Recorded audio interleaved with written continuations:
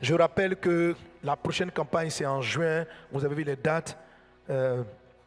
C'est en juin. C'est vraiment les dates là. Moi, du 17 au 22. Donc, on est pratiquement, c'est dans combien de semaines là? Dans 2 semaines, pratiquement 3 semaines. Voilà, dans 3 semaines, un peu plus de 3 semaines, on sera à Boaké. Amen. C'est un plus gros morceau. Voilà. Et la ville est tellement grande que on a réparti les actions dans la ville de Boaké. Et c'est vraiment l'occasion pour chacun encore de participer à ces campagnes, de semer. Alléluia. Là-bas, nous voulons, il y a un ensemble de blocs opératoires, des centres hospitaliers qu'on va totalement refaire. On aura des programmes pour les étudiants, parce que là, vraiment, c'est en mode 931. Voilà, on va faire des programmes pour les élèves, pour les étudiants. Vous savez, dans ces écoles-là, il y a beaucoup de débouchés de prostitution.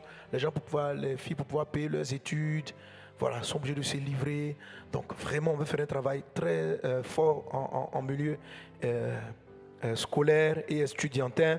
Et puis, dans le milieu aussi hospitalier.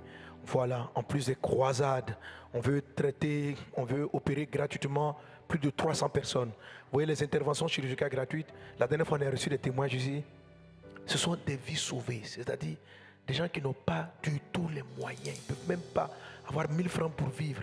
Donc les interventions qu'on leur donne gratuitement, c'est des gens qui vont jusqu'à 80 000, 100 000, 200 000, des interventions de 300 000 CFA qu'on fait. Donc quand on dit on opère 300 personnes, donc imaginez, donc il y a les fibromes, hernies, et puis différents types de cas. C'est très très très salutaire. Et la dernière fois on est venu, on a reçu, c'était émouvant de voir des gens, quand ils te racontent comment ils sont sortis de la mort par ces aides-là. C'est très touchant. Amen. Donc, on a distribué un ensemble d'enveloppes. C'était un prix pour même s'aimer plus de 10 millions, 5 millions, 2 millions. Voilà, c'est libre. Il y a des enveloppes spécialement pour cela. On va les recueillir tout à l'heure après le message. Donc, par rapport à ce que Dieu te met à cœur, prends une enveloppe et puis fais ta semence. Participe à ces programmes. Alléluia. Sois un acteur afin que quand tu vas arriver au ciel, toutes ces choses-là te soient comptées aussi. Dieu te dit, par toi, ces hommes ont été sauvés. Par toi, ces vies ont été délivrées. Amen. Voilà, nous voulons prier pour le message. En ce moment, je suis en train de parler de la sagesse divine. On va recevoir, tu as un mode réception d'un téléchargement de sagesse. Amen. Prions le Seigneur. Élève la voix pour la parole. Père Céleste, Dieu des cieux, Dieu vivant, nous voulons te rendre grâce et nous voulons nous disposer à parler de toi, à recevoir ta parole. Brinda la riba.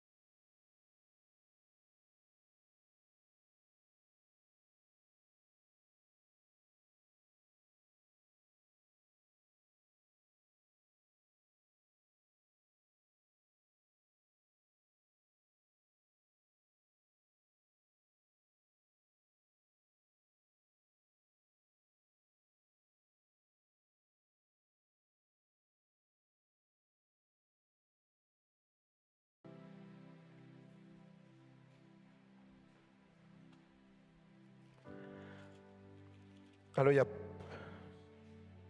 je vais lire d'abord juste le verset 1 et puis après je vais sauter et je vais vous donner des versets qui vont suivre. Donc, Proverbe chapitre 8, verset 1. On peut lire ensemble. 1, 2, 3. La sagesse ne crie-t-elle pas? L'intelligence n'élève-t-elle pas sa voix? Amen. On saute, on arrive.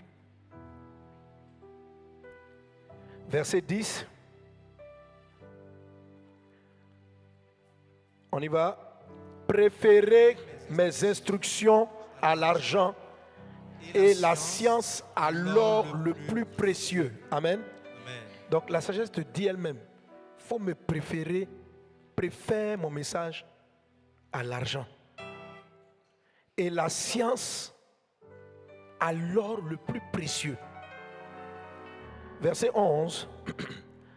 Car la sagesse vaut mieux que les perles. Elle a plus de valeur que tous les objets de prix. La sagesse a plus de valeur que tous les objets de prix. Tout ce qu'il y a, la sagesse est plus importante que toutes ces choses-là. Amen. On va sauter. Verset 14. Le conseil et le succès m'appartiennent. Amen. Donc la sagesse te dit que réussir, c'est son domaine. Le succès lui appartient. Ça n'appartient pas à quelqu'un. Le succès, la réussite appartiennent à la sagesse. Les bons conseils, ne prends pas ceci, ne fais pas cela, parle à tel moment, tais-toi maintenant, agis comme ceci, va à gauche, va à droite. Il dit, ça vient de moi. C'est moi qui donne ça. Ça vient de moi. Et la sagesse dit, le succès. Hein? Je vais avoir du succès dans mes affaires. Il dit, c'est chez moi, c'est tout ça. Ça m'appartient. Ah bon? Oui. Je vais avoir du succès dans mes études. Il dit, mais ça se trouve chez moi. Je vais avoir du succès dans mon foyer. Mais c'est moi-même la sagesse. Je vais avoir du succès dans mon ministère. Il dit, mais c'est chez moi, ça est. Comment ça? La sagesse t'explique. Il dit, la sagesse dit, ça m'appartient. J'en suis le propriétaire. La sagesse est propriétaire de la réussite. La sagesse est le propriétaire du succès. Amen. Amen. Alléluia. Pourquoi tu es revenu au verset 1? D'accord. Amen. On était au verset 14. Le conseil et le succès m'appartiennent. Je suis l'intelligence, la force est à moi. C'est-à-dire que la sagesse détient les éléments pour avoir toujours de la force. La sagesse triomphe de la fatigue. C'est par manque de sagesse qu'on est souvent épuisé. Manque de sagesse peut-être même dans ce que tu manges. Manque de sagesse dans la gestion de ton temps. Manque de sagesse. La sagesse va te dire quand il faut dormir. La sagesse va te dire quand tu dois te réveiller. La sagesse te dit comment gérer tes ressources. La sagesse t'explique ça. Donc la sagesse dit, la force là est à moi. Je gère. Je la maîtrise. Force physique, force spirituelle, force émotionnelle, c'est moi. Si tu veux ça, viens chez moi. Amen. Donc si tu dis souvent, je suis toujours fatigué, la sagesse dit, mais c'est parce que tu ne m'as pas attrapé. Si tu m'avais attrapé, tu n'allais pas être toujours fatigué. Ah bon? Il dit, oui. La sagesse va te dire, mais tu t'es dépensé trop émotionnellement ici. Il fallait donner tel degré. C'est sage. Tu comprends? Voilà. Il dit, par exemple, là, comme ça, là, tu n'es pas sage. Tu t'es fâché, mais tu as dû calmer ta colère. Après combien de minutes? Tu as exagéré un peu ta colère. Le fait que tu es passé, ça t'a épuisé émotionnellement. Là, maintenant, tu es épuisé. Tu n'as plus d'énergie pour gérer tel ou tel aspect. Tu vois, tu n'es pas sage. Si tu venais chez moi, si tu me comprenais, tu aurais compris comment on contrôle ce genre de choses. Comment on les positionne. Reçois la sagesse divine au nom de Jésus. Alléluia. Amen. Verset, je t'ai dit le verset 15. Par moi, les rois règnent, les princes ordonnent. Par moi, verset 15. Par moi, les rois règnent.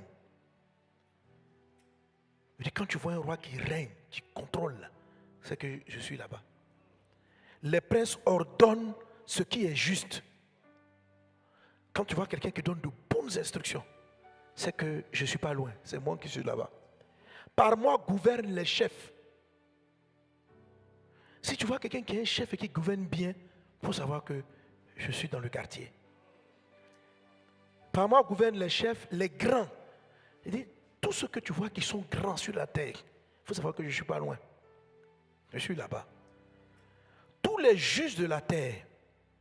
Et elle dit au verset 17, j'aime ceux qui m'aiment et ceux qui me cherchent me trouvent. Alléluia. Donc, la sagesse n'aime pas ceux qui ne l'aiment pas. Si tu ne l'aimes pas, la sagesse ne va pas courir après toi. Elle s'en fout de toi. Voilà, si tu ne la cherches pas, elle va venir te demander non, il faut me chercher. Elle a trop de valeur pour courir après toi. Voilà. Si tu n'as pas besoin d'elle, si tu penses que toi tu as l'argent, il te faut, va chercher ton argent. Tu dis l'argent m'appartient. Si tu penses que non, toi c'est le mariage que tu veux, dis va te marier. Tu vas te marier, tu vas casser ton foyer tout de suite. D'ailleurs, même les gens ne te regardent même pas. Pourquoi? Tu n'es pas sage. Mais je vous dis la vérité. Non, ça vous fait mal, mais il faut qu'on dise ça. C'est vrai. Peut-être que la sagesse allait te dire de changer ton style d'habit.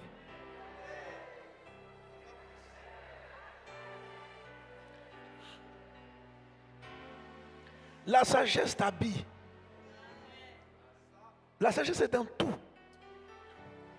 La sagesse est dans tout. Peut-être que la sagesse allait te dire non, tu ne parles pas bien. C'est pourquoi dès que les gens s'approchent, ils s'en vont. Tu dis mais comment? Tu dis mais tu ne sais pas parler. Apprends le langage. Donc la sagesse aime ceux qui l'aiment. Et ceux qui la cherchent la trouvent. Et puis verset 18, il dit avec moi sont la richesse, verset 18, et la gloire. Qui veut être riche? Où tu dois aller? Chez la sagesse. Qui veut beaucoup d'argent pour soutenir l'évangélisation? Va chez la sagesse. Je ne comprends pas pourquoi, depuis là, mes affaires sont bloquées. Est-ce que tu es allé à la maison de la sagesse? Non, Dieu est le Dieu qui décante. Dieu va décanter. Dieu va l'incliner. Dieu incline le cœur. Depuis là, tu pries. Et ça ne marche pas. Est-ce que tu es allé chercher la sagesse? La sagesse dit, la richesse est chez moi. Toi, tu veux la richesse sans la sagesse. La sagesse dit, comme tu ne veux pas, tu ne me cherches pas, je ne te la donne pas. Est-ce qu'on est ensemble? Alléluia. Donc si tu as une pauvreté qui persiste, c'est que tu as quoi? Bon, il faut laisser. Il dit avec moi sont la richesse et la gloire. Pas seulement la richesse, mais la gloire. Parce qu'il y en a qui ont beaucoup d'argent, mais ils ne vont pas avoir la gloire. Ils sont... C'est pas glorieux. Et puis il dit les biens durables et la justice. Les biens durables. Parce qu'il y a des biens qui ne sont pas durables. Il y a des biens qui sont ponctuels. Si une chose est bien, et elle disparaît chaque fois, c'est que la sagesse n'est pas là. La sagesse possède les biens durables. Alléluia. Un mariage durable, une entreprise durable. Si tu vois, il y a des gens qui ont bâti des entreprises qui subsistent depuis 1800 jusqu'à ce jour-là, la sagesse était là-bas. Si tu vois quelqu'un qui a bâti une entreprise qui ferme quelques jours après, la sagesse n'y était pas. Il a eu des biens, mais il n'a pas gardé le côté, il n'a pas eu le côté durabilité de la sagesse. Que la sagesse divine soit ton partage au nom de Jésus. Que la sagesse divine soit ton partage au nom de Jésus-Christ. Alléluia. Mon fruit est meilleur que l'or pur, et mon produit est préférable à l'argent. Amen. Ce que la sagesse te dit, si on vient mettre devant toi 18 milliards, et puis à côté on met la sagesse divine, que vas-tu choisir? Ne réponds pas, réfléchis. 18 milliards, sagesse divine.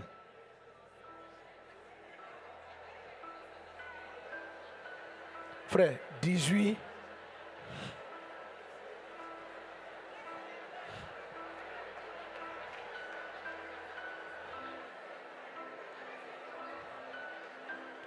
Qui fait quoi? Quand je te regarde,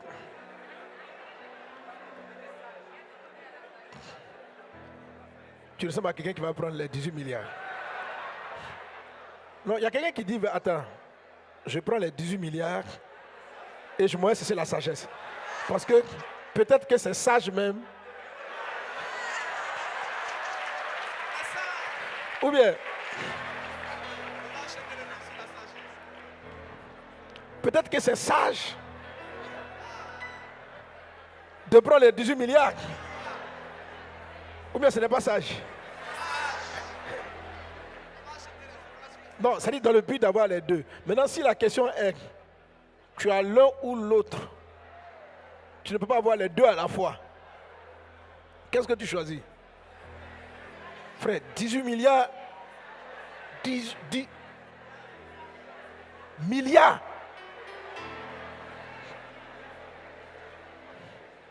Amen. Alors, si tu es dans ce choix, non, en fait, je vous pose la question, c'est vrai, peut-être c'est qu'on rit, mais c'est pour que dans ton âme, tu commences à relativiser qu'est-ce qui a de la valeur pour toi.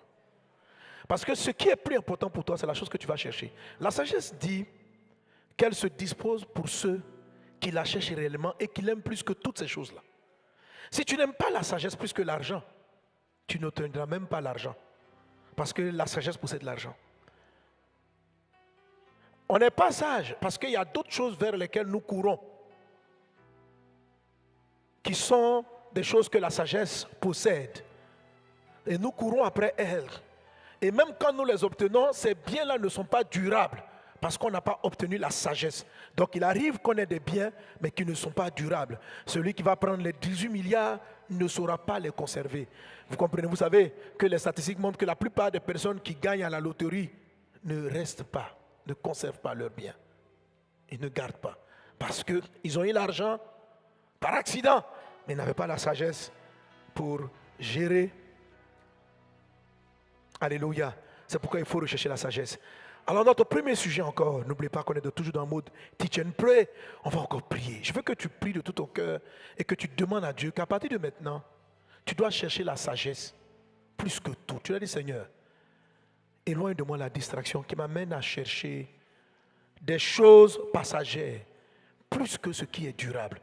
Apprends-moi à rechercher ce qui est essentiel pour bâtir la vie et la destinée que tu me donnes. Apprends-moi à rechercher l'essentiel. Apprends-moi à rechercher l'essentiel. Je me souviens lorsque Dieu commençait à me parler de cet enseignement sur les 7 colonnes de la sagesse. C'est pas ça, il a commencé. Il m'a dit, commence, prends la sagesse seulement. Et il m'avait donné un exercice, c'était d'écouter un chapitre des proverbes tous les jours. Ou bien de les lire. Donc je lisais un proverbe tous les jours. Il dit, lis seulement. Écoute, écoute, écoute. Et j'ai même créé fait un audio là-dessus, avec tous les versets chaque jour dans différentes versions de la Bible. Amen. J'avais, il faut trouver mon truc. Hein. Ça y est là. Bon, j'avais va ramener. Ceux qui veulent, je peux vous donner ça avec 4 types de voix. Alléluia.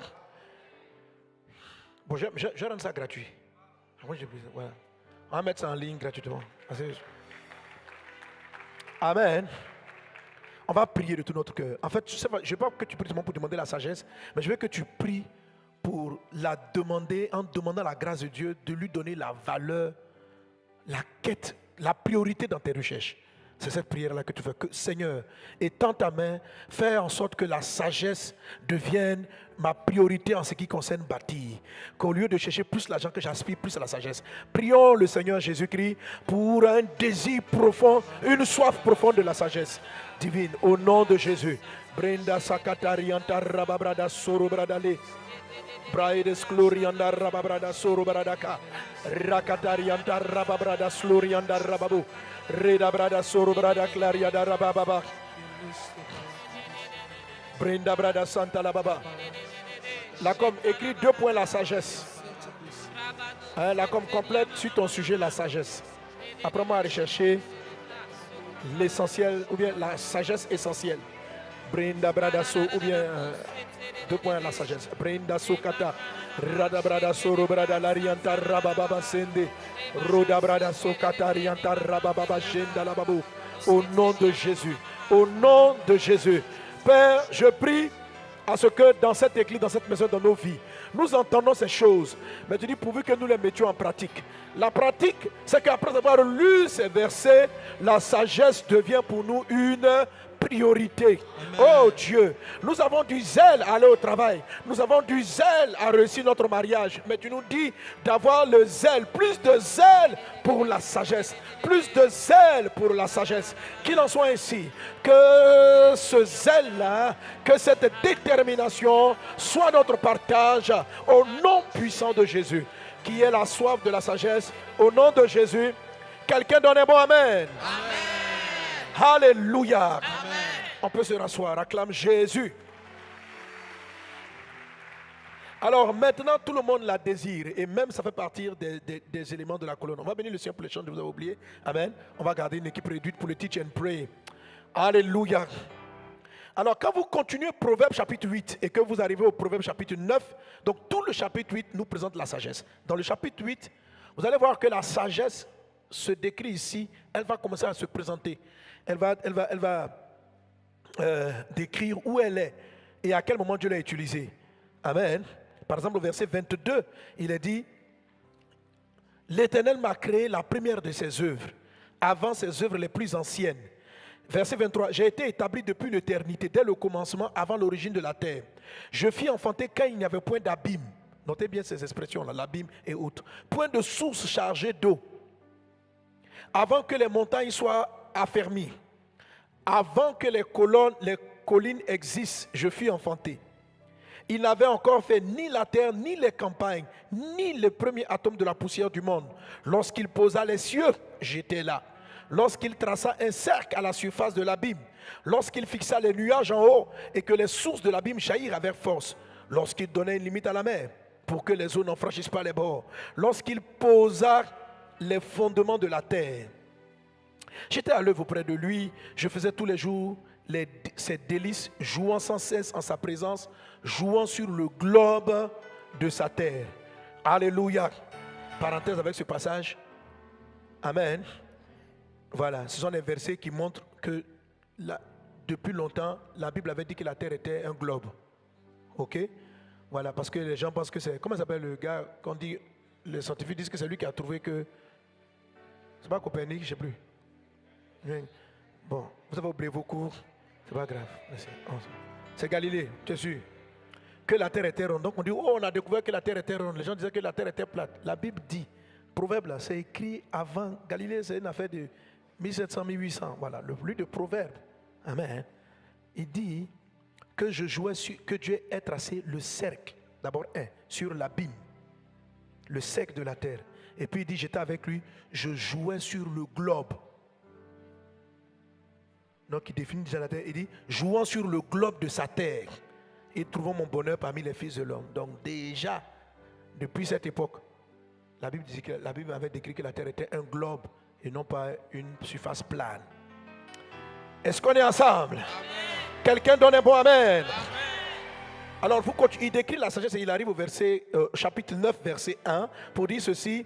La sagesse a bâti sa maison, elle a taillé ses 7 colonnes. Alors, marcher, notre thème, le thème de la série, c'est marcher dans la sagesse divine, marcher dans les 7 colonnes de la sagesse. Vous voulez la sagesse? Voilà. Alors, quand on parle de sagesse, comme je vous l'ai expliqué dès mon introduction sur cette série, qu'il y a différentes formes de sagesse. Celle dont je suis en train de parler et celle qui est décrite ici, c'est la supérieure à elle toute qu'on appelle la sagesse divine. C'est vers celle-là que je t'amène. Je ne suis pas en train de t'amener vers la sagesse terrestre. Lorsqu'on dit les rois règnent, les gens disent de choses intelligentes, avec la sagesse terrestre, on est capable de faire de grandes choses. La sagesse terrestre fait partie de la sagesse divine. Mais la sagesse divine n'est pas seulement terrestre. Ce dont je suis en train de vous parler, c'est de rechercher la sagesse divine. Reçois la sagesse divine dans le nom de Jésus-Christ. La sagesse divine est celle dont il est question dans le livre de 1 Corinthiens chapitre 2. Tu peux l'afficher. 1 Corinthiens chapitre 2, à partir du verset 5. Affiche-le rapidement s'il te plaît. 1 Corinthiens 2, 5. Afin que votre foi fût fondée non sur la sagesse des hommes, mais sur la puissance de Dieu. Verset 6. Cependant, c'est une sagesse que nous prêchons parmi les parfaits. Sagesse qui n'est pas de ce siècle, ni des chefs de ce siècle qui vont être anéantis. Nous prêchons la sagesse de Dieu, mystérieuse et cachée, que Dieu, avant les siècles, avait destinée pour notre gloire. Donc, il y a une sagesse qui est mystérieuse et il y a une sagesse qui est cachée. Reçois-la dans le nom de Jésus. Amen. Je ne vous sens pas avoir trop soif à ce culte-là. La plupart vous ressemblez à des gens qui ont sommeil. André, la sagesse n'a pas... Je vais voir ce quartier. Est-ce qu'ils aiment la sagesse ici? Et dans ce quartier. C'est-à-dire que ta réactivité montre si tu es vraiment intéressé par la sagesse ou pas. As-tu soif de la sagesse? Amen. Reçois-la au nom de Jésus. Amen. Il n'y a pas un quartier qui m'a encore bien convaincu. Ça devient intéressant par ici, ça devient intéressant par là. Sagesse divine. Amen. Alléluia. Amen. Reçois la sagesse. Amen. Manifeste la sagesse. Amen. Amen. Amen. Amen. Alors personnellement, deuxième fondement de la sagesse, je considère que chaque échec, ça c'est personnellement de ma vie, chaque chose que je n'arrive pas à faire, chaque problème que je n'arrive pas à résoudre, est dû pour moi à un manque de sagesse. Et c'est une leçon de sagesse à tirer. Est-ce qu'on est ensemble? Amen. Si quelque chose arrive à mon enfant ou dans ma maison, si j'ai un palabre, je considère qu'il y a un niveau de sagesse que je n'ai pas. Et je m'en vais la chercher. Est-ce qu'on est ensemble? Est-ce qu'on est ensemble? Amen. Alléluia. Gloire à Dieu. Gloire à Dieu. Alors, je disais tantôt que je suis en train de te parler de la sagesse divine. Donc, elle est mystérieuse, elle est cachée. Et la Bible dit que Dieu l'a réservée à ceux qui l'aiment. Donc, dans le livre des Proverbes, Dieu a commencé à m'expliquer que la sagesse, c'est une maison où il y a 7 colonnes que vous voyez dans le fond. Amen. Et les 7 colonnes, on les appuie, quand on a lu Proverbe 8, il dit j'étais là à la sagesse tous les jours de la création. On appuie les 7 colonnes de la sagesse sur les 7 jours de la création. Les colonnes ne sont pas la sagesse, ce sont les bases qui font que la sagesse tient. Et je vais t'expliquer au fur et à mesure de cette série qu'est-ce que tu dois faire. Si tu recherches les colonnes, tu vas trouver l'intelligence et la sagesse pour résoudre quel que soit le problème auquel tu es confronté, quel qu'il soit. Tu as besoin de la sagesse. Si tu as un élément, il y a quelque chose que tu n'arrives pas à faire dans ta maison, recherche la sagesse divine. Parce que si tu ne cherches pas la sagesse divine, si le problème de ton foyer est d'origine mystique, la sagesse terrestre ne pourra rien faire. Est-ce que tu comprends? Parce qu'on a vu dans les 4 formes de la sagesse, il y a la sagesse d'en haut, Jacques chapitre 1 versets 4, 5, 6, la sagesse d'en haut, la sagesse terrestre, la sagesse charnelle, la sagesse diabolique. La diabolique est plus forte que la terrestre, que la charnelle. La charnelle est plus forte que la terrestre, mais au-dessus d'elle toutes, il y a la sagesse d'en haut. Est-ce qu'on est ensemble? Amen. La sagesse divine. Est-ce qu'on est ensemble? Amen. Alléluia. Amen. Alléluia. Amen. Il y a des personnes qui viennent attaquer ta maison par le mysticisme, par la sorcellerie. La réaction, c'est encore de la sagesse, mais la divine. Parce que la terrestre, elle est basée sur les lois et les principes terrestres, avec les lois terrestres. Donc, il n'y a pas de spiritualité dans la terrestre. Il y a de la connaissance de ce qu'il faut faire, ce qu'il ne faut pas faire, sur le plan, on va dire cartésien, sur le plan terrestre. Quand vous êtes confronté à une sagesse charnelle, c'est-à-dire que la fille qui vient draguer ton mari là, elle n'a pas fait la sorcellerie, mais elle utilise la faiblesse de la chair. Les gens le font. Les gens le font.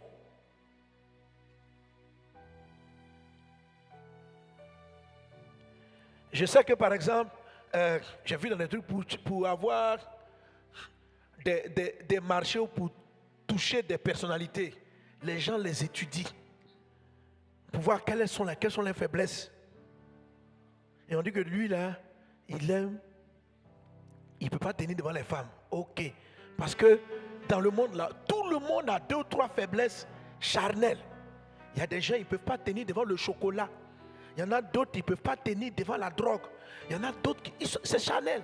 C'est charnel, ils ont des vices. Sans Jésus, tu vas avoir un vice. Sans Jésus, tu vas avoir une addiction. Et une addiction, le diable va utiliser la faiblesse de ta chair pour t'attaquer. Il va l'utiliser pour t'attaquer. Il va l'utiliser pour t'empêcher d'aller loin. Il va l'utiliser. Toutes les personnes que vous voyez au pouvoir et puis on les fait tomber là, c'est parce que les gens étudient leurs faiblesses. Voilà. Et souvent même on t'appelle dans le bureau. On dit, j'étais vidéo. Si tu fais, je montre ça à ta femme. Bah, on sait que tu as peur de ta femme. Oui, il y en a qui sont comme ça. On dit que le monsieur là, il ne peut pas résister devant les femmes qui ont telle forme. Donc quand le chef ou bien le directeur arrive dans le pays, les hôtesses même qu'on choisit pour l'accueillir,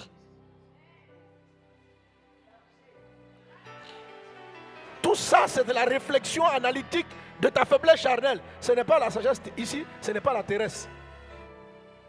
C'est connaître l'homme, connaître les vices de la chair et profiter de cela pour te coincer, pour te tenir. Si vous avez la sagesse d'en haut, vous ne marcherez pas selon la chair. La Bible dit, marchez suivant l'esprit et vous n'accomplirez pas les désirs de la chair. Un homme spirituel n'est pas charnel. Il n'est pas charnel parce qu'il est spirituel. Mais quelqu'un qui est charnel, même s'il est chrétien et il est dans la chair, Satan peut te manipuler. Il peut te vaincre. Il peut te vaincre. Il peut te vaincre. S'il combine une, toi tu ne peux pas les femmes, tu ne tiens pas devant elles, il combine une avec le pouvoir mystique. Parce que j'ai vu des gens faiblir comme ça. Ils couchent avec les filles, ils ne perdent pas leur pouvoir. Ils couchent, il est là. Et puis il réussit, il monte, déchet, il monte. À un moment donné, comme on voit que même Chanel, on n'arrive pas à trop le vider, les gens mettent diabolique. C'est-à-dire lui on voit une femme maintenant, mais elle n'est pas simple, elle est chargée. Le jour où tu as dormi avec elle, ta femme ou tes enfants, tes lois, tu oublies. Ça veut dire, j'ai vu des gens oublier leurs valeurs, leurs principes, tout tomber à l'eau. Et la personne est en train de les commander. Comment un roi comme Akab, Madame Jézabel était la chair, mais elle n'était pas seulement la chair, elle était diabolique. Elle a pris le contrôle d'un pays. Salomon même qui a enseigné, il n'a pas appris à dominer la charnelle. Satan, il aimait les femmes, on lui a donné 1000 femmes. Dans les 1000 femmes, Salomon a fini par se prosterner devant Satan. Ne jouez pas avec la sagesse diabolique. Si vous êtes charnel, Satan va vous vaincre. Vous devez avoir la sagesse divine. Amen. Parce que dans la sagesse divine sont les biens durables. Une direction durable. Amen. Une entreprise durable. Un mariage durable. Amen. Amen. Amen. Alléluia. Amen. La sagesse terrestre est soumise aux lois de la terre. Et tout ce qui est sur la terre n'est pas durable. Tout ce qui est sur la terre finit par périr. Si tu t'amuses, tu es juste terrestre, ça va disparaître. Si tu es charnel, là, mais c'est sûr que ça s'en va. Les diaboliques peuvent rester longtemps. La sagesse diabolique peut demeurer un peu plus longtemps que les autres.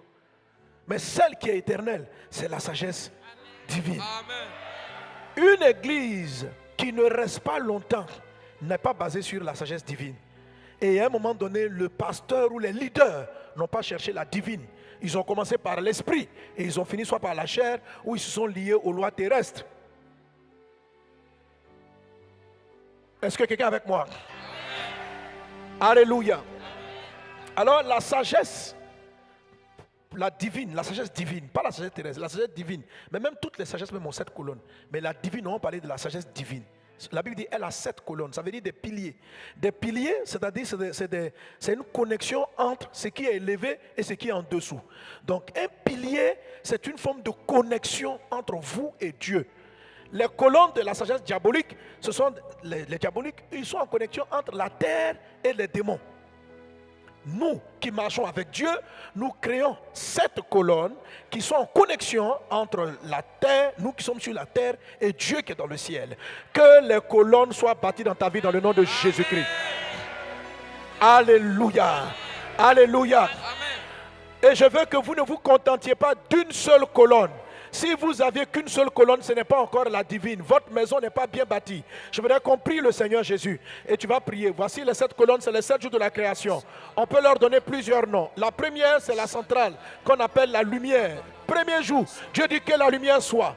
Deuxième jour, Dieu a créé Shamaïm, le ciel, pour séparer les eaux d'en haut, les eaux d'en bas. Donc on peut l'appeler la sagesse d'en haut ou la sagesse d'en bas ou Shamaïm, le ciel. C'est le même jour qu'il a fait ça. Troisième jour, Dieu fait émerger la terre à partir de l'eau et il y met les premières plantes. Ça, c'est ce qui s'est passé le troisième jour. Donc on l'a appelé terre émergée, colonne numéro 3. Colonne numéro 4, c'est le jour où Dieu crée les luminaires. Dans l'ouvrage, je l'appelle la sagesse des luminaires ou la sagesse du temps. La sagesse de la gestion du temps. C'est la 4e colonne qui vous apprend quand parler, quand vous taire. Si vous n'avez pas la 4e colonne, vous allez faire les choses quand il ne le faut pas. Vous allez entreprendre au mauvais moment. Si vous avez la première colonne de la lumière va vous dire, voici ta vision, voici où tu t'en vas. Tu vas bâtir tel projet. Mais si tu n'as pas la numéro 4, tu ne sauras pas le moment de t'arrêter. Tu ne sauras pas le moment d'entreprendre. Il y a un temps pour tout. Celui qui n'a pas la numéro 4 fait les choses au mauvais moment. Fait les bonnes choses au mauvais moment. Vous comprenez? Donc vous ne pouvez pas vous contenter de la numéro 1. Que la lumière soit et puis manquer la 4. Il vous faut le temps. La sagesse divine est fondée, elle travaille avec, pas fondée, mais elle travaille avec la gestion du temps. Elle gère le temps. Amen.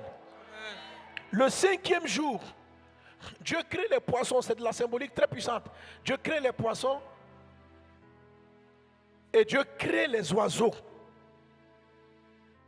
Les êtres qui vivent dans l'eau, c'est-à-dire dans la parole, et les êtres qui vivent dans l'air, le vent, le Saint-Esprit. Avant d'arriver à l'existence de l'homme, il y a des choses qui doivent être fondamentales dans ta vie. Quand Darwin dit que l'espèce a évolué de l'eau, des poissons. Parce qu'il avait dit la première espèce c'était les poissons. C'est pas faux, hein? Là au moins il a raison. Mais on ne vient pas du singe. Sinon, il a raison. Dieu a commencé les espèces par les poissons. Les poissons.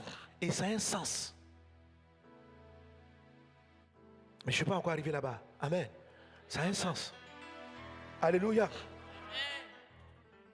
Il faut être d'abord un poisson. Après poisson, ça coïncide avec ce dont Jésus parle. Il dit, celui qui n'est pas né d'eau et d'esprit. D'eau. Tu dois naître d'eau. Le poisson est né de l'eau. Les oiseaux volent dans l'air, l'esprit, le vent. Il dit l'esprit est comme le vent. Tu ne sais pas d'où il vient, où il va. L'oiseau, c'est l'art de profiter du vent. Le poisson, c'est l'art de profiter de l'eau. Jean chapitre 3, Jésus parle à Nicodème, il dit ceci, si tu n'es pas né d'eau et d'esprit, tu n'as pas la vie. De quoi il parle? Si tu n'es pas né, on doit naître d'eau. L'être humain commence par l'eau et par l'esprit. Les deux choses doivent être combinées. 5e colonne de la sagesse.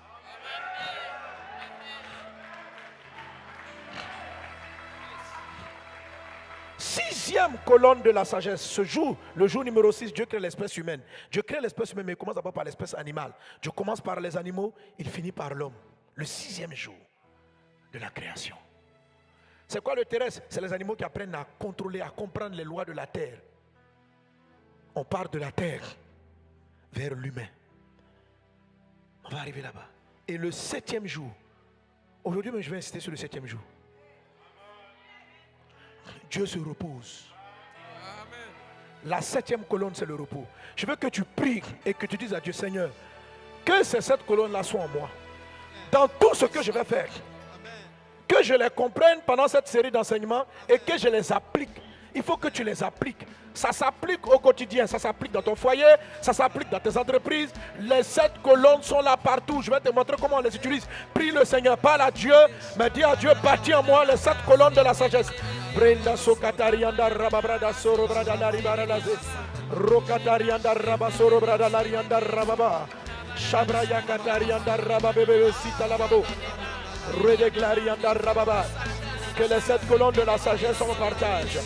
Que la lumière, le Shamaïm, la terre émergée, le temps, les luminaires, le poisson, l'oiseau, l'animal et l'homme, soient en moi. Seigneur mon Dieu, manifeste ta grâce, glorifie ton Saint-Nom. Au nom de Jésus de Nazareth. Amen. Gloire à Dieu. Alléluia. Si je devais donner un thème aujourd'hui à mon message, j'aurais dit le but de la sagesse divine. Le but de la sagesse divine. Tu peux te rasseoir, on va prier pour le but. Donc là, comme marqué, troisième partie de notre enseignement sur marcher dans la sagesse divine, on va aller sur le but, c'est-à-dire la finalité de la sagesse. Le but de la sagesse divine. Amen. Dans l'ouvrage, je n'ai pas écrit comme ça, parce que c'est une sagesse qui m'est venue après. J'ai commencé par la première colonne, mais en fait, quelquefois pour bien comprendre la sagesse divine, il faut commencer par la dernière. Où Dieu s'en va. Que la sagesse divine soit ton partage au nom de Jésus. Je la présente comme étant le but, mais nous allons revenir là-dessus quand je vais toucher la 7e colonne en tant que telle. La Bible dit, alors je vais t'inviter à ouvrir ta Bible avec moi, pardon, dans le livre de Hébreux, chapitre 3, non pardon, on va lire d'abord Hébreux chapitre 4, verset 1. Hébreux 4, 1. Affiche-le s'il te plaît rapidement. Hébreux 4, 1. On peut le lire ensemble, 1, 2, 3. Craignons donc, tandis que la promesse d'entrer dans son repos subsiste encore, qu'aucun de vous ne paraisse être venu trop tard. Car cette bonne nouvelle nous a été annoncée aussi bien qu'à eux. Mais la parole qui leur fut annoncée ne leur servit de rien parce qu'elle ne trouva pas la fin comme étant l'objectif. Il faut te reposer. Et il dit, à cause de ceux qui n'ont pas cru, il dit, ceux-là, ils ne vont pas rentrer dans mon repos. Amen. Alléluia. Amen. Alléluia. Amen. Tout ce qu'on va, toute sagesse cherche le repos. C'est quoi le repos? Parce que vous voyez que après le 7e jour, il y a eu encore un nouveau cycle. Alors, présentons le repos qui est l'objectif de la sagesse. Le repos, c'est le moment où tu savoures le fruit de ton travail. Où tu es content. Le repos, c'est un jubilé. C'est le moment où tu jubiles de joie. Où tu souris, tu es content. Où tu es épanoui. Le repos, c'est le moment où tu n'as plus de larmes, où tu ne pleures plus. Le repos, c'est le moment où tu es toujours content. Entre dans le repos de Dieu. Entre dans le repos de Dieu. Alléluia. Gloire à Dieu. Alors, le repos n'est pas la fin des activités. Mais le repos est l'étape où ce que tu as bâti peut demeurer parce qu'il y a il y a un mécanisme qui est en place qui reproduit ce que tu as fait. Autrement dit, entrer dans le repos, c'est faire en sorte que je n'ai plus à refaire ce que j'ai fait hier. Ça continue d'être fait sans ma présence. Est-ce qu'on est ensemble? Ça veut dire entrer dans le repos. Si hier tu t'es battu pour avoir 1 million, tu rentres dans le repos quand tu n'as plus à te battre pour reproduire ça. Si tu te bats, c'est pour d'autres challenges. La vie est faite d'un ensemble de cycles où tu bosses, tu rentres dans un repos, tu reprends encore un autre premier jour et tu vas attaquer d'autres objectifs. Parce que au 6e jour, et est-ce que ce qui dit là même on comprend? Parce que au 6e jour, tu as mis en place un homme ou bien un représentant qui a ton image, qui reproduit ce que toi, qui fait ce que toi tu aurais fait. Dieu a fini, la dernière création, ça a été de créer un être à son image, à sa ressemblance, pour qu'il fasse ce que lui, Dieu, a déjà fait. et qu'il entretienne ce que Dieu a déjà fait. Autrement dit, quelqu'un qui a une entreprise, qui est sage, entrer dans le repos, c'est faire en sorte que, au moment où, c'est faire en sorte qu'à un moment donné, tu n'ailles plus tout le temps au travail, mais il y a des gens qui te ressemblent, qui sont ton image et qui reproduisent. C'est ce qui fait que tu es dans le repos en fait. Tu es dans le repos parce que tu sais qu'il ne va pas te trahir et qu'il va bien faire, il va faire comme toi tu aurais fait.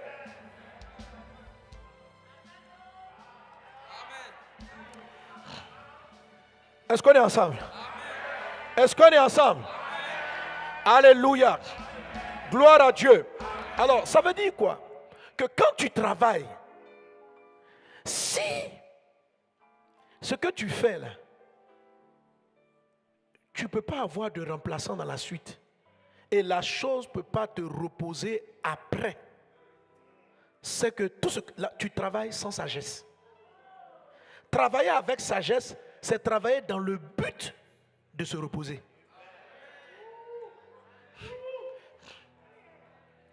Parce que si vous ne faites pas ça, il y a des gens qui sont, c'est-à-dire qu'ils n'arrêtent jamais, ils sont là, jusqu'à, quand ils arrivent à 75 ans, en fait, ils ne vivent que pour travailler. Non, on vit, on travaille pour se reposer, pour jouir de la vie.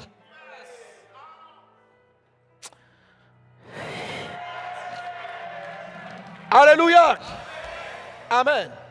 Le repos, ça veut dire l'inactivité à un moment donné. Amen. Je vous ai dit la dernière fois que regardez, même la sagesse terrestre, tout ce qui existe sur toutes les grandes inventions, vous savez, le repos, ça ressemble un peu. Le mot n'est pas bien, mais je vais vous montrer. C'est comme si le repos ne ressemble pas à de la paresse. Oui, ça dit tu es assis, tu flânes, tu es là, tu manges des raisins. Tu as ta femme, vous êtes heureux. Amen. Voilà. C'est là-bas, on s'en va. Alléluia. Alléluia. Alors, toute sagesse, toute invention est faite. Je vais aller sur la sagesse pour que vous la compreniez. L'intelligence, la sagesse vient de ce que quelque chose qui te fatigue, tu vas arrêter de le faire. Donc tu cherches comment ne plus faire ce qui te fatigue. Donc les gens sages ont un côté de paresse. Ils sont un peu paresseux. Pour être intelligent, il faut être un peu paresseux. Un peu. La paresse.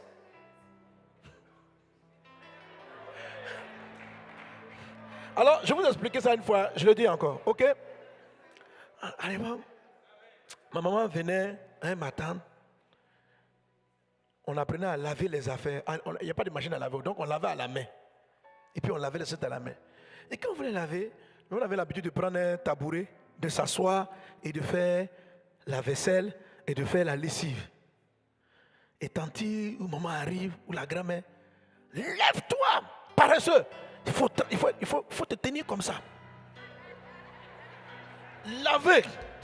Là, tu fournis des efforts, mais tu t'assois, tu laves, ça c'est de la paresse. Ok? C'est de la paresse, c'est vrai. Mais c'est-à-dire que c'est ce petit truc-là qui fait que on commence à chercher une solution pour ne pas refaire ce qui nous fatigue. C'est-à-dire, comme ça me fatigue de rester comme ça, je m'assois pour faire le travail, mais moins fatigué. C'est cette pensée-là qui va finir par fabriquer la machine à laver. C'est-à-dire parce que laver même là, ça me fatigue. Comment mes habits seront... Oh, mes habits doivent être propres. Comment mes habits seront propres si je me fatigue, sans que j'aie à me fatiguer? Donc, c'est ce côté moins se fatiguer qui va commencer à mener une réflexion qui va donner la machine à laver. Pourquoi on a fabriqué des voitures? Parce qu'on est fatigué de marcher. on invente un vélo parce qu'on est fatigué de marcher. Pourquoi? Je ne sais pas si vous comprenez. C'est-à-dire qu'il y a quelque chose qui te fatigue que tu vas arrêter. D'où viennent les logiciels? Ils viennent de ce que un travail. Regardez les anciens comptables, vous savez, non? Il fallait écrire à la main, rentrer les écritures.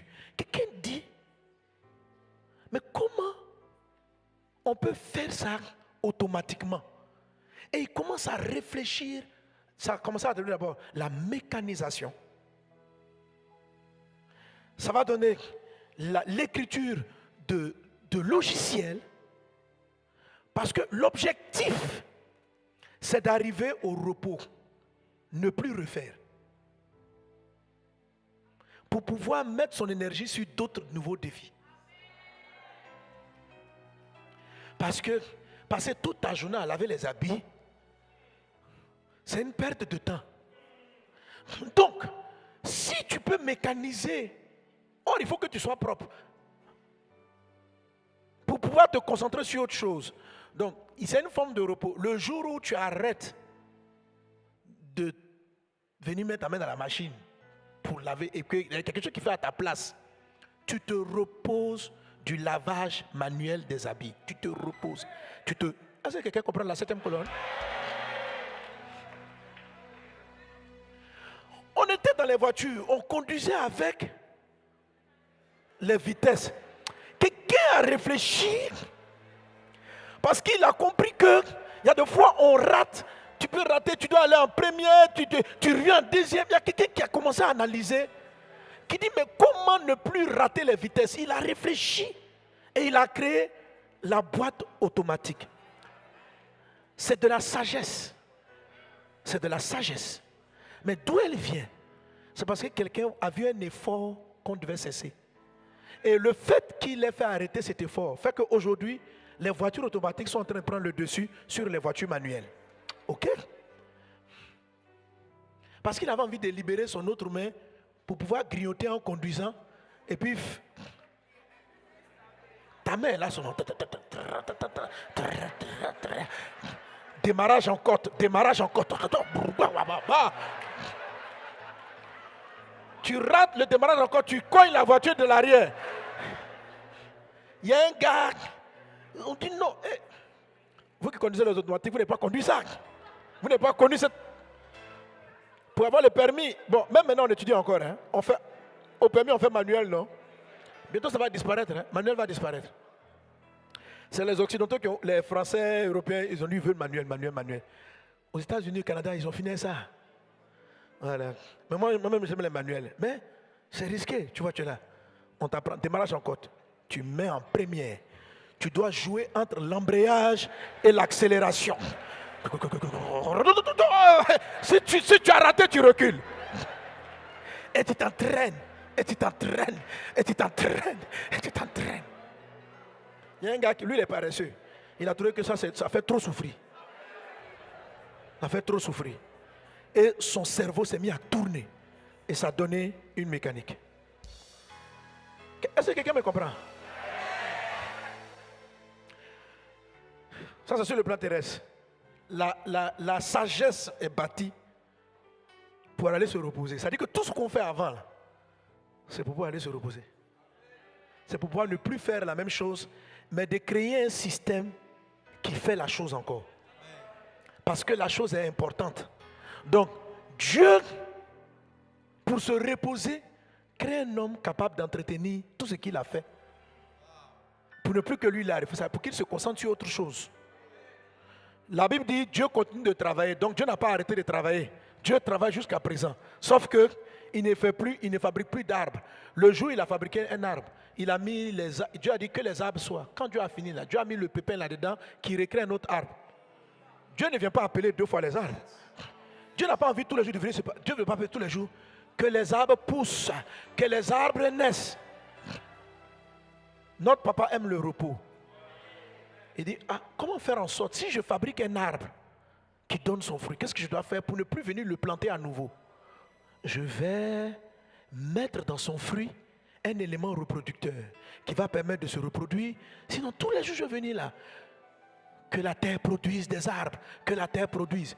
Dieu a appelé une seule fois le manguier et il a mis dans le manguier le moyen d'autoreproduction. Mais il a dit comme il faut quelqu'un pour semer ça, il a fabriqué l'homme. Sagesse. Qui veut être sage? Alléluia. Gloire à Dieu. Gloire à Dieu. Alors, le 7e jour dans le foyer. Dans le foyer. Dans le foyer. Dans le foyer. Amen. Alléluia. Amen. Si vous faites toujours des palabres, très souvent des palabres, ça signifie que votre foyer manque du deuxième fondement, ou bien le deuxième fondement, il est informe et vide. C'est-à-dire, il commence à manquer d'amour dans votre couple. Rappelez-vous les fondements, hein, n'oubliez pas les fondements. Dimanche dernier, j'ai prêché sur les fondements. Amen. Tout vient, c'est les fondements de la sagesse. Ok? Dispute chronique, palabres régulières, période d'entente, etc. Donc, comment être sage? Le mari doit réfléchir, la femme doit réfléchir. Comment faire en sorte que on se repose quand on rentre à la maison? Et qu'on ne rentre pas à la maison tout le temps pour se battre. Que toi-même tu crées ton retour à la maison. Ou ta maison ne te repose. Comment faire en sorte que ta maison te repose? Donc, fondement de la sagesse, tu vas aller remarquer, tu vas chercher les bords, pour que je me repose. Ça, je reviens sur les fondements. Je dois craindre Dieu. Au commencement, Dieu. Premier fondement. La terre était informe et vide. Je dois constater qu'il y a un problème. La sagesse vient toujours pour résoudre un problème. Donc, les problèmes, vous ne devez pas les fuir, vous devez les affronter pour être sage. Et les problèmes, la vie, vous les constatez. Quel que soit le foyer, tu vas découvrir avec le meilleur mari que tu as marié là, tu vas découvrir le côté informe et vide de vos relations. Toute entreprise qui va devenir riche, il y a forcément un côté informe. Il y a un côté de ton entreprise qui est désorganisé. Peut-être c'est au niveau de la comptable, peut-être c'est au niveau de la gestion du personnel. Il y a quelque chose qui ne va pas.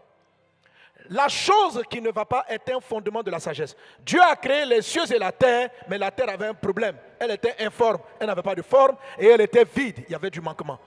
Toute sagesse vient pour résoudre un problème. Est-ce que vous comprenez? Voilà. Tu dois être sage, pourquoi?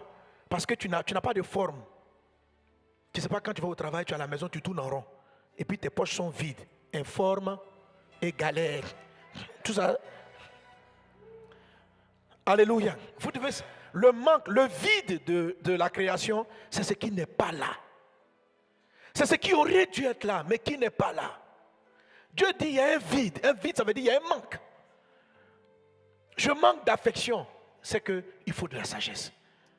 Je manque d'attention, c'est le vide. Je manque d'argent, c'est du vide. Qui manque d'argent? Vide. Informe, rien n'est organisé, tout est embrouillé. Manque de sagesse. Le drame, le vide, ne veut pas dire un abandon. Ayez l'humilité de reconnaître et de circonscrire que les choses ne vont pas. Et quand vous découvrez une chose qui ne va pas, ayez la responsabilité d'admettre que Dieu est sur le point de vous faire passer à un nouveau niveau de sagesse. Donc, ne passez pas à pleurer devant l'informe et le vide. Ouais, dans ce département-là, il n'y a pas d'amour. Ça, c'est du vide. Il n'y a pas d'amour, mais tu es venu pour mettre l'amour. Non, moi, comment on dit là? C'est comment on fait? Moi, il y a des gens qui fuient l'informe et le vide. Dès qu'ils voient, on dit, je suis dans les chantres. On dit, il y a du vide. Hein? On donne les heures, personne ne vient à l'heure. Ça, c'est l'informe. Il n'y a pas de forme. On dit 18h, les gens viennent à 20h. Ce n'est pas la forme. On dit, il y a l'amour, il n'y a pas l'amour. Voilà. Alors, ceux qui ne vont pas devenir sages, c'est ceux qui voient ce problème-là dans un groupe et qui font comme ça. Moi. On appelle ça Moonwalk de Michael Jackson. Bon, je ne sais pas bien faire. Hein. Moi, je ne suis pas là-dedans. Je ne suis pas là-dedans. Tu arrives dans une entreprise. Il y a de l'informe, il y a du vide. Oui, entreprise où on ne sait pas où on va. Mon ami, dans la vie, il y a des domaines où on ne sait pas où on va. N'essayez pas toujours d'être là où tout est déjà fait. Vous ne deviendrez jamais sage si vous rejetez le deuxième fondement de la sagesse. Le deuxième fondement, je ne suis pas dans les colonnes, je suis dans les fondements. Il y a des fois, tu vas vous confronter. La vie, les problèmes vont vous... Si tu fuis, les problèmes vont t'attraper. Dieu veut que tu sois sage. Chaque fois que tu pries, papa, rends-moi plus sage. Le problème dit, laisse-moi venir vers toi. Tu dis, je ne te veux pas. Oh Dieu, donne-moi la sagesse. Et puis tu commences à fuir. Sagesse. Mais il dit, rappelez-vous Proverbe 8, il dit, j'étais là quand Dieu a mis sur l'abîme le cercle de la terre. La sagesse se bâtit sur quelque chose qui ne va pas.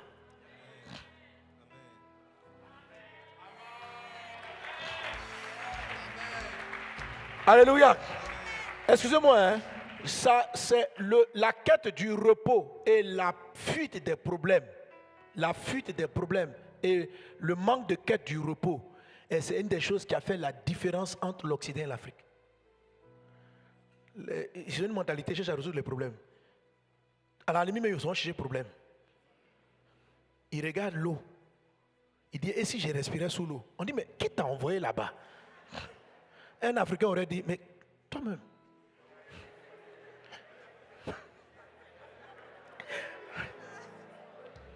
Mais lui, il a trouvé que c'est anormal de ne pas... Et ça a fabriqué les sous-marins. Si vous voyez le premier homme qui a pensé au premier avion, on dit, vous êtes tous contents d'utiliser l'avion. Quelqu'un lui aurait dit, mais tu cherches quoi? Il dit, je veux voler. On dit, mais la vie est simple. Dieu ne t'a pas créé des ailes. Maintenant, pourquoi vous voulez monter dans les avions? C'est de la sagesse d'aller chercher des problèmes, d'affronter les problèmes, d'affronter les limites. Tu n'es pas sage en les fuyant. Mais c'est de les affronter avec au commencement Dieu, avec la grâce de Dieu, tu vas les résoudre. Je veux que tu regardes tous les problèmes auxquels tu es confronté et tu dis avec Dieu, je vais les traiter. Ne fuis pas ton mariage, avec Dieu, tu peux le résoudre. J'ai marié quelqu'un qui est informe et vide, ma femme est informe et vide, avec Dieu, tu peux résoudre ça. Il existe une sagesse. Tu seras la personne qui va découvrir la sagesse, comment traiter ces gens de mari. Et Marie, tu vas découvrir la sagesse, comment traiter ce type de femmes.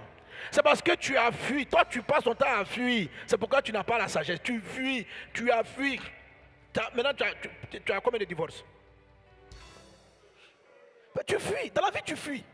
C'est pourquoi tu bâtis rien. Tu fuis. Tu es un fuyeur. Arrête de fuir. Si tu mets ta confiance en Dieu, sache qu'il est le Dieu de l'impossible. On peut vaincre ça. On peut le vaincre. Quelqu'un a cru que l'homme pouvait voler. Et il y est arrivé. Aujourd'hui, tout le monde en profite. Est-ce qu'on est ensemble? Alléluia. Et après, comment on fait? Les ténèbres, c'est vrai.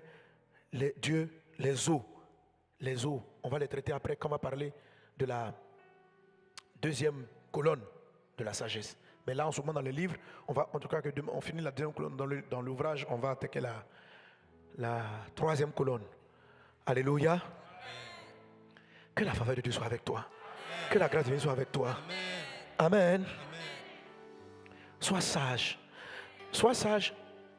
Comment on construit? Un sage, par exemple, un pasteur sage, le repos c'est quoi? C'est comment, par exemple, je travaille pour évangéliser. Mais ma réflexion doit être, comment faire en sorte que l'évangélisation continue et l'église ne s'éteigne pas quand même je serai parti. C'est ça, aller chercher le repos. Et c'est ce qui fait que tu formes des disciples. C'est ce qui fait que tu mets en place des structurations.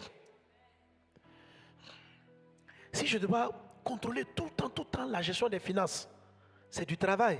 Comment est-ce que je deviens sage? Je deviens sage en réfléchissant comment faire en sorte que je puisse contrôler sans trop souffrir mes finances.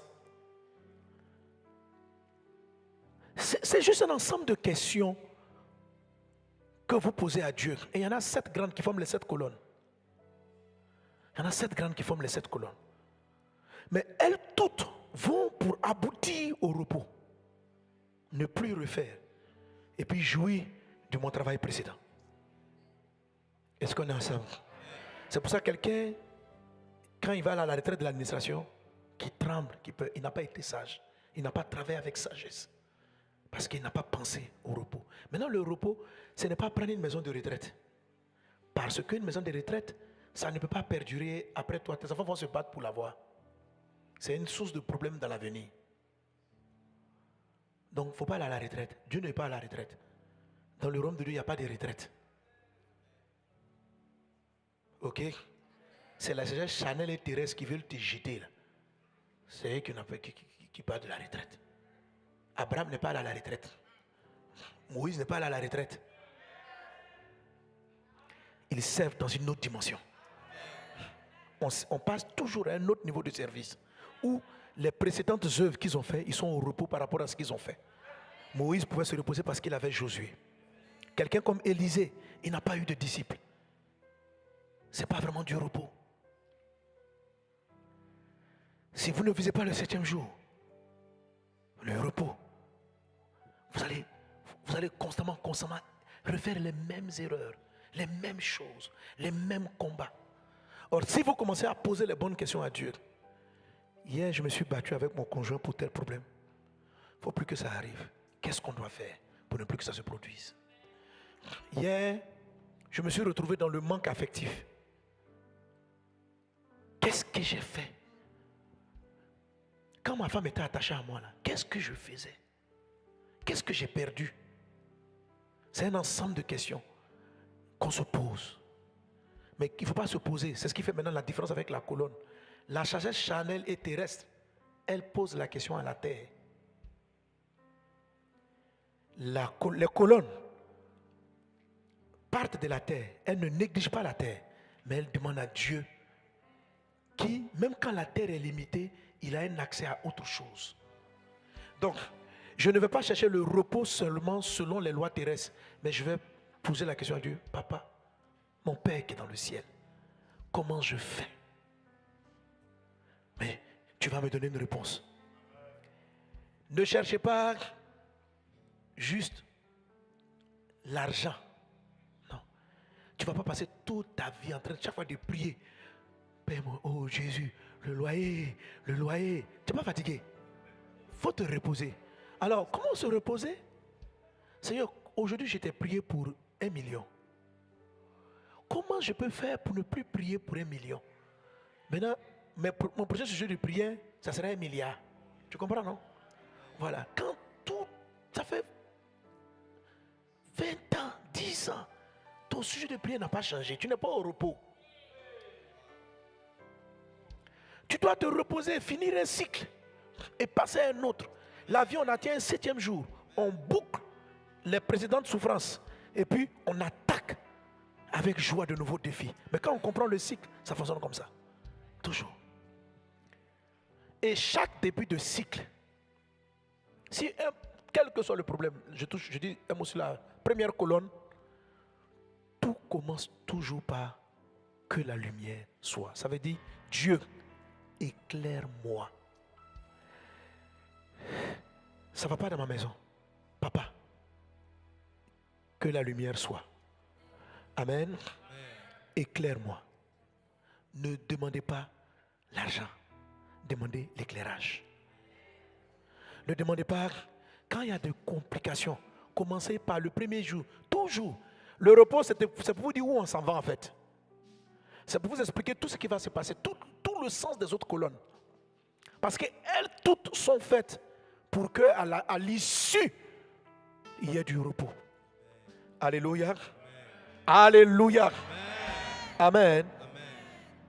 Je termine avec ça, je te lis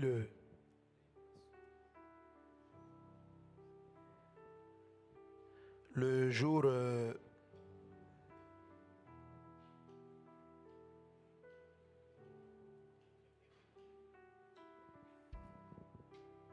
le jour 28 du boost passé. Là, parce que je n'ai pas traité dimanche peut-être j'ai dit un mot sur la première colonne, mais aujourd'hui j'ai préféré les 2 minutes. La première colonne, la lumière divine. Dieu dit que la lumière soit et la lumière fut. Dieu vit que la lumière était bonne et Dieu sépara la lumière d'avec les ténèbres. Genèse chapitre 1, verset 3 à 4. Là, je parle de la première colonne. Tu envoies quelqu'un chercher ta montre dans ta chambre. Comme il ne revient pas, tu le rejoins dans la chambre pour comprendre ce qui se passe. Et tu constates à ta grande surprise qu'il est dans le noir, cherchant la montre sans avoir allumé la lumière. Tu penseras, est-il normal? Pourquoi n'allume-t-il pas la lumière? En effet, la première chose à faire en entrant dans une chambre était d'allumer la lumière, c'est-à-dire de faire le geste du que la lumière soit. Si un électricien positionne l'interrupteur de la lumière d'une pièce loin de l'entrée, on dira qu'il n'est pas normal. Mais moi, vous avez déjà vu des maisons comme ça, non? Surtout ceux qui mettent l'interrupteur derrière l'ouverture de la porte. C'est-à-dire, tu ouvres la porte et l'interrupteur est derrière. C'est-à-dire que tu dois vraiment... Ce n'est pas de la sagesse. La sagesse fait que quand vous entrez dans une maison, la première des choses est de faire que la lumière soit. Toujours. Amen. Voilà, la lumière soit. Avant de faire quoi que ce soit dans un environnement donné, appelez la lumière. C'est le premier acte de sagesse. Autant la personne effectuant une recherche dans le noir t'a paru étrange, autant toute personne qui se lance dans un projet ou qui souhaite régler une situation confuse sans au préalable avoir de la lumière, c'est-à-dire une visibilité sur la situation, sera considérée comme insensée, anormale. Tu as besoin de la lumière pour savoir quoi faire, comment le faire, quand le faire, où le faire, que la lumière divine t'éclaire. Pour résoudre le problème de la terre couverte de ténèbres, informe et vide, Dieu n'a pas commencé par planter la nature ou créer l'homme. Il a d'abord engendré la lumière en disant que la lumière divine soit. En effet, toute sagesse commence par un type de lumière. La sagesse divine commence par la lumière divine, celle que Dieu t'envoie par sa parole. Dire que la lumière soit signifie rechercher, ça signifie de rechercher une visibilité de l'environnement. 2. Désirer être éclairé et avoir un éclairage sur une situation. 3. Rechercher une idée nouvelle ou une inspiration. 4. Sonder les choses incomprises ou mystérieuses. 5. Désirer la révélation du mécanisme, du pourquoi, du comment d'une chose. Par la lumière divine, tu sauras quel chemin emprunter. Tu verras la réalité des choses et des personnes. Tu ne seras pas aveugle. Tu discerneras le négatif du positif, le mal du bien, la vie de la mort, le meilleur du bon, la sagesse de la folie. Que la lumière soit. Tu constateras qu'à la suite du premier jour, Dieu a tout créé pendant le jour. Tout ce qu'il a fait par la suite était sous la lumière. Fais-en de même, n'entreprends jamais rien, ne résous jamais rien, ne te lance dans aucune activité, aucune relation sérieuse sans avoir eu la lumière. C'est parce que tu n'as pas vu ce qu'il fallait voir que tu as trébuché dans tes projets, tes relations et autres. Il y a de nombreuses décisions et engagements que tu n'aurais jamais pris si tu avais au préalable reçu la lumière divine. Je déclare, je vois la lumière divine en toi, sur toi, autour de toi, pour éclairer ton sentier. Alors regarde le dernier paragraphe qui est très important. Contrairement au soleil qui a un spectre d'action presque total, toutes les lumières éclairent une zone spécifique, même le soleil même. La lumière de la chambre éclaire la chambre, celle du salon le salon. La lumière vise souvent une zone spécifique.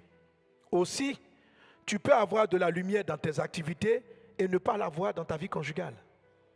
Tu peux avoir de la lumière dans les sciences et ne pas en avoir dans la vie sociale. Et vice-versa. Par ces lignes, le Saint-Esprit t'amènera à recevoir la lumière divine dans les domaines indispensables à ta destinée, jusqu'à arriver au point suprême d'éclairer tous les domaines de ta vie.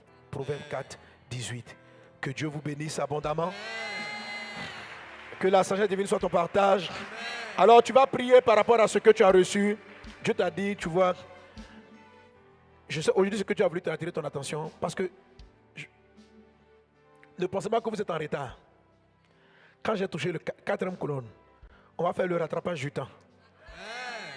Ne dis pas non, parce que ce que tu dis là, c'est bien si j'avais su ça quand j'avais 18 ans. Non, c'est maintenant que tu l'as su, c'est pas trop tard. Ce que tu vas faire en peu de temps est impressionnant. Dieu va le faire au travers de toi. Alors ne dis pas non, ça c'est bien, écoutez les autres. Non. Si Dieu t'a laissé vivant, c'est parce qu'il y a des choses qu'il veut bâtir avec toi. Alléluia. On va prier le Seigneur par rapport aux choses que tu as reçues. Tu vas dire, Seigneur, donne-moi d'aller vers le repos. Donne-moi d'aller vers la créativité, la sagesse qui peut me permettre d'avoir du repos dans tous les domaines de ma vie. Et que la lumière soit dans ces domaines où il y a de la confusion maintenant. Père Céleste, que ton nom soit béni. J'ai partagé ces choses avec tes fils et tes filles. Je prie afin que tu aides ces paroles à demeurer dans nos vies. Oh Dieu, donne-nous la sagesse et l'intelligence pour aller vers le repos. Et merci pour ta lumière qui nous éclaire. Merci pour ta lumière qui nous y conduit. Dans le puissant et précieux nom de Jésus. Merci mon Dieu. Amen. Alléluia. Quelqu'un acclame le Seigneur Jésus. Amen. Amen. Que Dieu vous bénisse. Amen. Amen. Pour recevoir la lumière, il faut voir. Pour recevoir les eaux, il faut avoir soif. Amen. On va rendre grâce à Dieu pour ce moment. On va apporter nos offrandes. Ceux qui ont prévu leurs offrandes pour l'évangélisation, les offrandes sont les bienvenus.